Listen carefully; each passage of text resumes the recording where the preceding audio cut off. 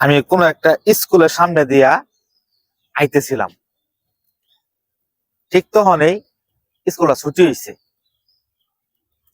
স্কুলটা ছুটি হওয়ার পরে ওখানে তো স্কুল, এত মহিলা না বুরকা হইরা আইছে, আমি দেখতে তো অবাক। এখানে এত এত মহিলার এই স্কুলে পড়তেছে বুরকা হইরা, তো মাদ্রাসা না, চিন্তার বিষয়। পরে তো দেখা গেল কিছু বাচ্চাও আছে, ছোট ছোট অনেকগুলি বাচ্চা আছে।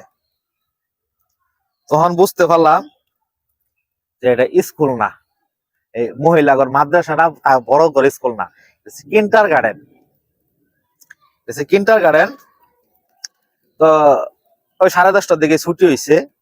ছুটি হওয়ার পরে যেই কত্তরি বাচ্চা আছে এতগুলাই তার মহিলা আছে।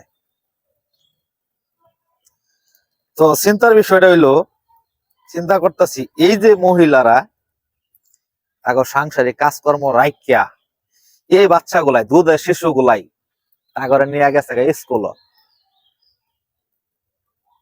বয়স প্রায় দেখলাম ওই 3-4 বছর, 5 বছর পড়ছে না, 5 বছরও পড়ছে না, এরকম অনেক অনেক বাচ্চা আছে। যাই হোক, 5 বছরের বড় আছে, 6-7 বছর, 8 বছর আছে।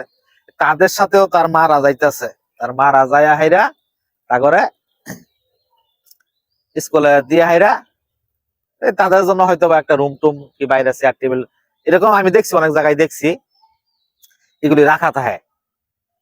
ওইখানে বসে তারা আড্ডা দেয়, মোবাইল টিপে, বাচ্চারা পড়তেছে। ঈদের শিশু বাচ্চা গুলাই তাগর কতটুক বয়স হয়েছে।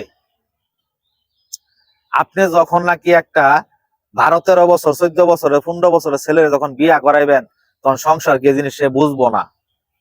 আর যখন নাকি অবুঝ বাচ্চারে ধরে স্কুলে পাঠাইবেন, এই সকাল 7টা বাজে ঘুমেতে তুললা তার স্কুলে নিয়ে যাইবেন, তার ব্রেনের ভিতরে আমার মনে হয় যেন পরে কি থাকবো জানি না।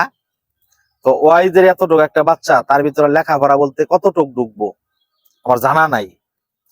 তারপরে আসেন, প্রত্যেকটা মহিলার সাথে বড় বড় করে একটা ব্যাগ থাকে, এর ভিতরে কি বই বই, এই ব্যাগগুলোর ভিতরে বই, এই বই দিয়া বাচ্চারা পড়ে। বই কয়টা, মিনিমাম করে 6টা করে কিন্তু বই থাকে। আমরা যখন ক্লাস 1, 2, 3 পড়ছি তখন আমাদের বই ছিল মাত্র 3টা। যখন ওই এতে উঠছি, সরি আমি একটা ভুল বলছি, 1, 2 তে ওই বই ছিল আমাদের 3টা কইরা। যখন 3 তে উঠছি, 3, 4, 5, তখন আমাদের বই ছিল 6টা। আচ্ছা, আমরা যখন প্রাইমারিতে পড়ছি তখন কি কেউ ইঞ্জিনিয়ার, উকিল, ব্যারিস্টার, ডাক্তার, এই পাইলট এরকম কিছু হয়েছে না? অবশ্যই হয়েছে। তখনকার প্রাইমারিতে পড়া তারাও ইঞ্জিনিয়ার, ডাক্তার হয়েছে। কিন্তু এখন এই সকালবেলা উড়াইয়া তাদেরকে স্কুলে নিয়ে যাইতেছে। এখানে শেষ না, তাদের আবার কি আছে, কোচিংও আছে। তাদের এর মধ্যে আবার কোচিংও করে অনেক বাচ্চারা। তারপরে কি হয়, আমরা যখন হাই স্কুলে গেছি তখন একটা জিনিস চিনলাম যে আমাদের একটা সিলেবাস নামক একটা বই দিব, এটা কিনতে হয়েছে। ওই সিলেবাস দেখে আমরা বেশি পড়তাম। তো এখন নার্সারি থেকে শুনি তাদের সিলেবাস লাগে। শুধু এইখানে ক্ষান্ত না, শুধু এইখানে ক্ষান্ত না, সিলেবাস এই ক্ষান্ত না, প্রতি মাসে মাসে তাদের পরীক্ষা আছে। এটাকে আপনি লেখাপড়া বলবেন না ব্যবসা বলবেন, কোনটা? এটা তো লেখাপড়ার মধ্যে পড়ে না। তারপরে এই তাদের যে মানে কি বলতাম এটা, এই যে বাচ্চারা এখন স্কুল ছুটি হওয়ার পরে তারা 10টা বাজে, 10:30 বাজে বাড়িতে চলে গেল। এই সারা বিকালটা তারা কি করব, দুপুর থেকে বিকাল পর্যন্ত মোবাইল, বাহির মোবাইল, মার মোবাইল না টিপবো। তারা সকাল 7টা পর্যন্ত যদি ঘুমাইতো বাচ্চারা, 7টা পর্যন্ত ঘুমানির পরে তারপরে যদি উঠটা 10টা, এই 9টা কি 10টা থেকে তারা স্কুলে যাইতো, 12টা 1টার সময় স্কুল থেকে আসতো। হ্যাঁ, তখন একটা সুন্দর হইতো।